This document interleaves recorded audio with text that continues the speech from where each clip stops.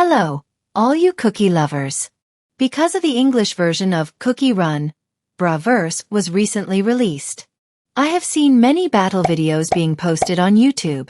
Most videos use starter deck for battles, which include some less commonly used cards. And there are also exclusive promotional cards in the deck that are only available in the English version. Seeing such diversity in the decks is incredibly exciting. Recently, Cookie from Abroad suggested that I can create a deck building video for beginners. I also found that some cookies were actively seeking deck lists in the Facebook community. So today in this video, we're going to show you how to build a suitable deck. At the beginning of the video, I will introduce the characteristics of each color faction. Next, I will explain what to include in a 60-card deck. For example, what cookies are suitable to put in the deck? Should I put stage card in my deck? Should I include all 16 of flip cards in the deck? At the end of the video, as a green deck player, I will also introduce my deck strategy that won the top 16 in the second series of competitions. I hope these guides will be helpful for new cookies. Without further ado, let's start this video.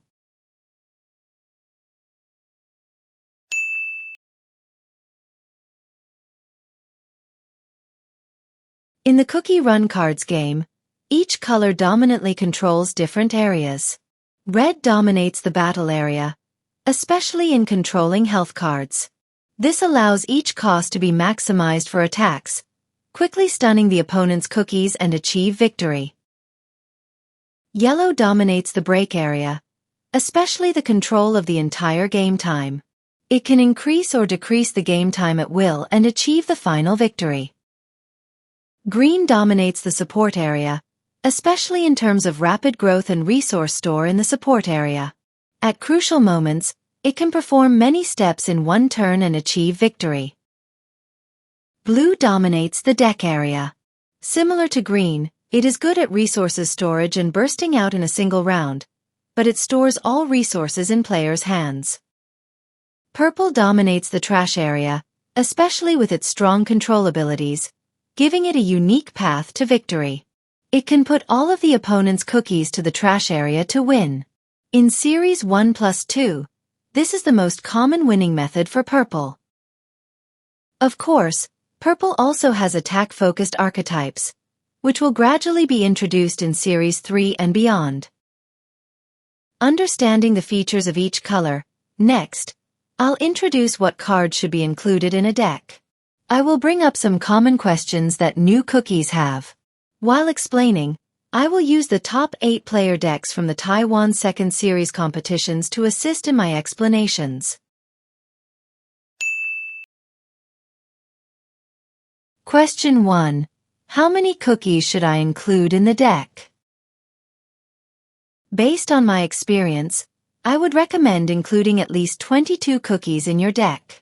Because against the purple control deck, it will put all your cookies to the trash area within a few turns, causing you to ultimately lose the game.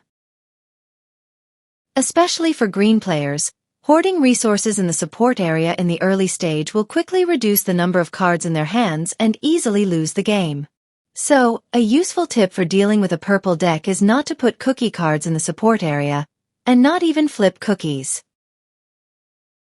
On the other hand, for blue and red decks, they don't need to worry too much about purple decks. Blue has many methods for drawing cards, and red rarely includes trap cards and item cards, because they need lots of cookies for their attacks. Question 2. How should I set the quantity of level 1 to level 3 cookies in a deck? Level 1 cookies are the most needed in the early stage. You would very hope to have a level 1 cookies in your hand on the first draw. So my suggestion is to include at least 10 to 12 level 1 cookies in your deck. This will make it easier for you to draw them. This is just a general rule. The number of cookies you include will vary depending on the feature of the different colors. Let's look at a few examples. First, the red deck will put very few level 1 cookies, while there will be more level 2 cookies. This is because red decks more prefer to place level 1 flip cookies in the battle area. Since they have prickly gloves and prickly bat, they can sacrifice cookie to cause effect damage. Therefore, Flip's cookies are also considered LV.1 cookies in red decks. Additionally, red decks have many excellent level 2 cookies, and they also tend to control the break area with a composition of 1 plus 2 plus 2 plus 2 plus 2 to reach level 9. And finally, put the wild berry cookie as final cookie. For the yellow deck, most of the skills that can control the break area are level 3 cookies, so players invest a lot of level 3 cookies to ensure that they can be drawn. So we can find from this deck list that there are a total of 8 level 3 cookies. Similarly, the level 3 cookies in the blue deck have powerful effects, and they can also be returned by bear jelly ice cream. So the blue deck also invests in a lot of cookies at level 3. In this deck list, there are a total of 8 level 3 cookies. Conversely, green deck won't have too many level 3 cookies in their decks. Because during the early and mid-game stages, green players focus on the growth of the support area. They only need to place level 3 cookies in the final stage, and end the game beautifully and technically. So in this deck list, you can see that the number of level 3 cookies is quite small. Question 3. Should I include all 16 of flip cards in the deck? Flip card are one of the features and important strategies of cookie run card game. Typically, a normal deck will include 16 flip cards, with 8 draw cards and 8 plus 1 health cards. In Series 1 plus 2, each color also have unique flip cookies. Just like Kumaho cookie and Earl Grey cookie. These 2 flip cards are often added to decks of various colors to increase the richness of the game. Besides these 2 cards, other unique flip cards are difficult to use. So I don't recommend putting them in the deck.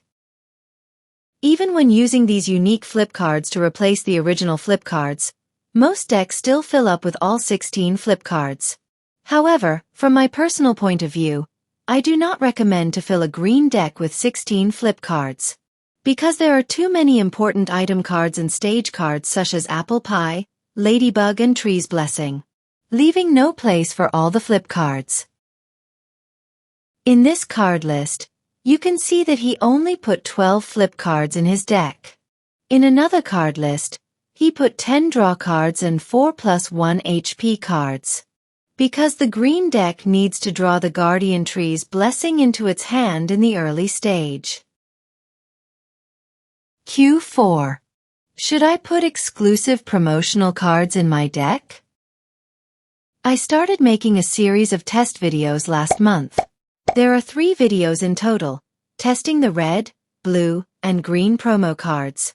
In summary, I currently only think that the red promo card is the best, and other do not really help the battle situation. If you are interested in previous test videos, please check my information section. Thank you. Last question. Among the starter decks of various colors, which cookies are more outstanding? Regarding this question, we can see the designer's basic settings for each cookies from the flip cards. For example, Level 1 cookie can deal 1 point of damage for a cost of 1. Level 2 can deal 2 damage for 2 costs. Level 3 can deal 3 for 3 cost. So, if a cookie's attack power is lower than cost and level, it might be a bad cookie unless it has excellent skills. Additionally, we also consider the cookie's health points. A level 1 cookie should have 2 health points. 3 points is excellent. And 4 point is toxic. A level 2 cookie should have 4 health points. 5 points is excellent. A level 3 cookie should have 5 health points. 6 points is excellent. And 3 points is totally trash. Unfortunately, after such screening, the starter deck only has flip cards, item cards, trap cards, and stage cards that are useful. Most cookies cards are not very useful. For example, Ginger Bright is level 2 with 4 HP points, but it only deals 1 damage instead of 2. Although it has excellent stats, it is still useless. Pirate Cookie although can deal 2 damage, but its HP is too weak. It's almost impossible to survive until the next round. The only useful cookie in the blue starter deck is Sour Belt Cookie. Although it requires more cost to cause 1 point of damage, its stats and skills are quite excellent. The rule I mentioned above do not apply to the purple starter deck. As I said before, purple decks value Cookie's skill rather than stat. But if you want to strengthen any of your decks, it is recommended to buy a booster pack. Okay, these are the questions I thought new Cookie might ask. Do you still have any questions? Feel free to leave me a message below. Thank you. Final part, I will introduce my second series of top 16 decks.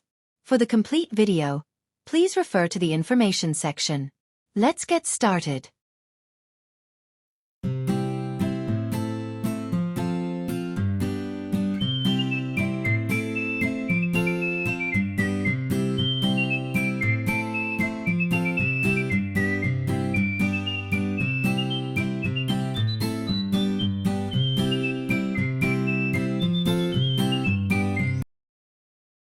Because I have been quite busy recently, I will find time to translate the deck introduction video into English and provide subtitles in the original video.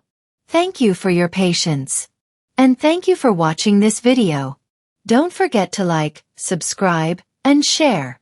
Happy New Year to every cookies. 我是多虑，我们下次再见，拜拜。